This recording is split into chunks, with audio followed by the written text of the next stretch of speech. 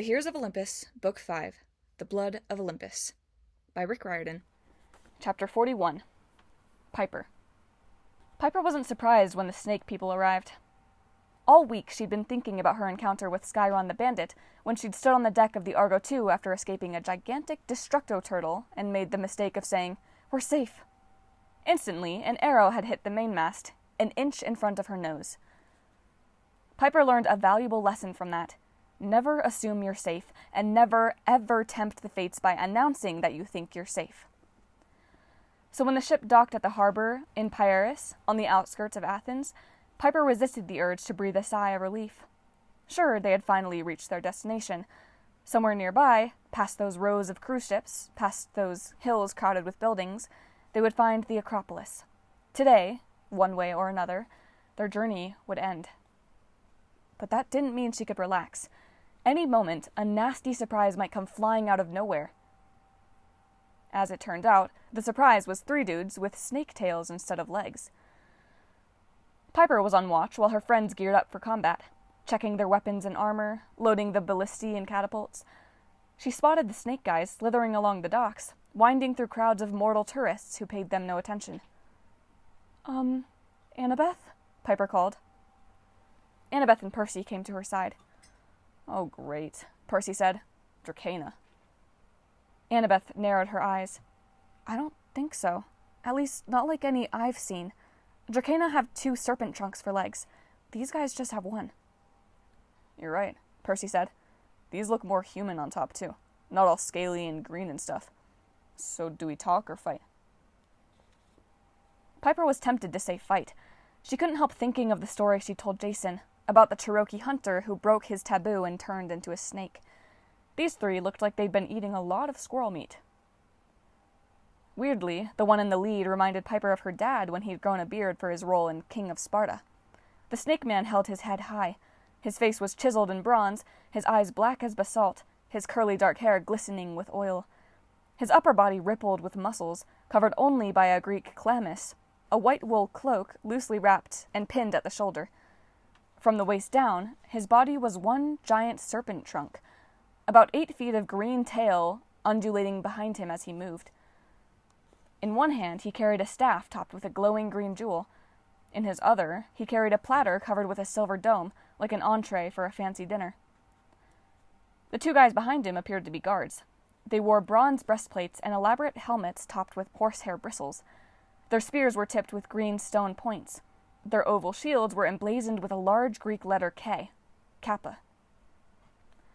They stopped a few yards from the Argo II. The leader looked up and studied the demigods. His expression was intense, but inscrutable. He might have been angry or worried or terribly in need of a restroom. "Permission to come aboard?" His rasping voice made Piper think of a straight razor being wiped across a strop, like in her grandfather's barbershop back in Oklahoma. "Who are you?" she asked. He fixed his dark eyes on her. "I am Cecrops, the first and eternal king of Athens. I would welcome you to my city." He held up the covered platter. "Also, I brought a bundt cake." Piper glanced at her friends. "A trick?" "Probably," Annabeth said. "At least you brought dessert." Percy smiled down at the snake guys. "Welcome aboard." Cecrops agreed to leave his guards above deck with Buford the table, who ordered them to drop and give him 20 push-ups. The guards seemed to take this as a challenge. Meanwhile, the king of Athens was invited to the mess hall for a get-to-know-you meeting. "Please take a seat," Jason offered. Cecrops wrinkled his nose. "Snake people do not sit." "Please remain standing," Leo said. He cut the cake and stuffed a piece in his mouth before Piper could warn him that it might be poisoned, or inedible for mortals, or just plain bad. "Dang," he grinned. "Snake people know how to make a bundt cake. Kind of orangey with a hint of honey. Needs a glass of milk." "Snake people do not drink milk," Cecrops said. "We are lactose-intolerant reptiles." "Me too," Frank said. "I mean, lactose intolerant, not a reptile, though I can be a reptile sometimes." "Anyway," Hazel interrupted, "King Cecrops, what brings you here? How did you know we'd arrived?" "I know everything that happens in Athens," Cecrops said. I was the city's founder, its first king, born of the earth. I am the one who judged the dispute between Athens and Poseidon, who chose Athena to be patron of the city. No hard feelings, though, Percy muttered. Annabeth elbowed him. I've heard of you, Cecrops. You were the first to offer sacrifices to Athena. You built her first shrine in the Acropolis. Correct. Cecrops sounded bitter, like he regretted his decision. My people were the original Athenians, the Gemini. Like your zodiac sign? Percy asked. I'm a Leo. No, stupid, Leo said. I'm a Leo. You're a Percy. Will you two stop it? Hazel chided. I think he means Gemini, like doubled. Half man, half snake. That's what his people are called. He's a Geminus, singular. Yes. Cecrops leaned away from Hazel as if she somehow offended him. Millennia ago, we were driven underground by the two-legged humans, but I know the ways of the city better than any. I came to warn you.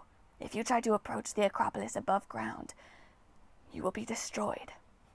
Jason stopped nibbling his cake. You mean by you?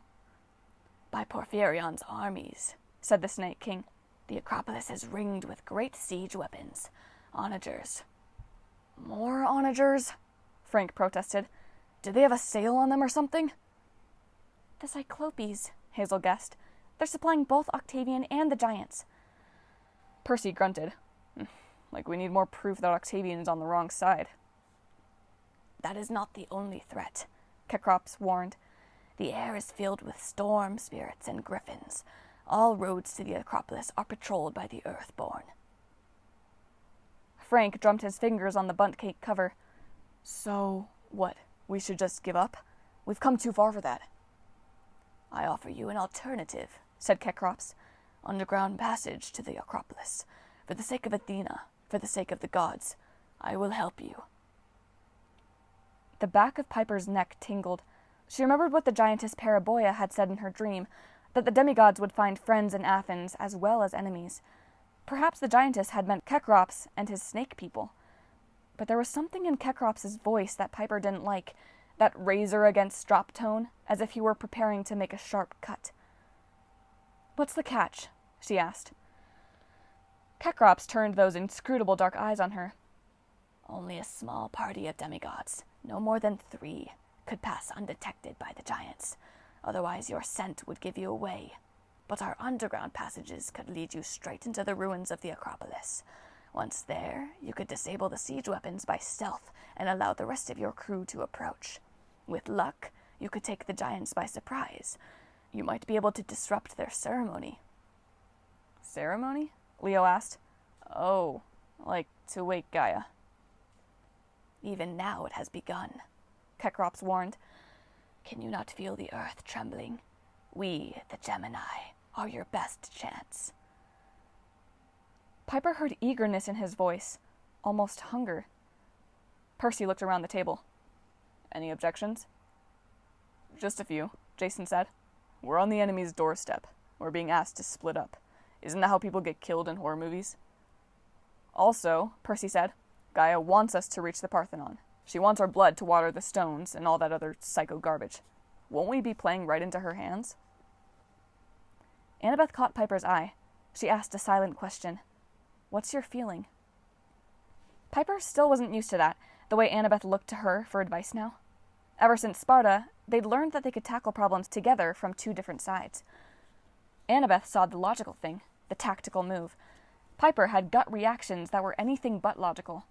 Together, they either solved the problem twice as fast, or they hopelessly confused each other. Cecrops's offer made sense. At least, it sounded like the least suicidal option. But Piper was certain the Snake King was hiding his true intentions. She just didn't know how to prove it. Then she remembered something her father had told her years ago.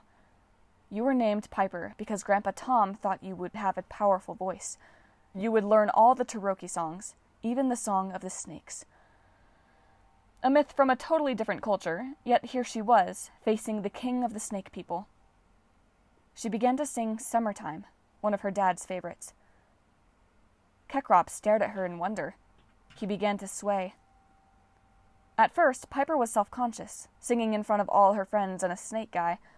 Her dad had always told her she had a good voice, but she didn't like to draw attention to herself. She didn't even like to participate at campfire sing-alongs. Now her words filled the mess hall. Everyone listened, transfixed. She finished the first verse. No one spoke for a count of 5. "Pipes," Jason said. "I had no idea." "That was beautiful," Leo agreed. "Maybe not, calypso beautiful, but still." Piper kept the Snake King's gaze. "What are your real intentions?" "To deceive you," he said in a trance, still swaying. "We hope to lead you into the tunnels and destroy you." "Why?" Piper asked. "The Earth Mother has promised us great rewards. If we spill your blood under the Parthenon, that will be sufficient to complete her awakening." "But you serve Athena," Piper said. "You founded her city." Cecrops made a low hiss. "And in return, the goddess abandoned me. Athena replaced me with a 2-legged human king.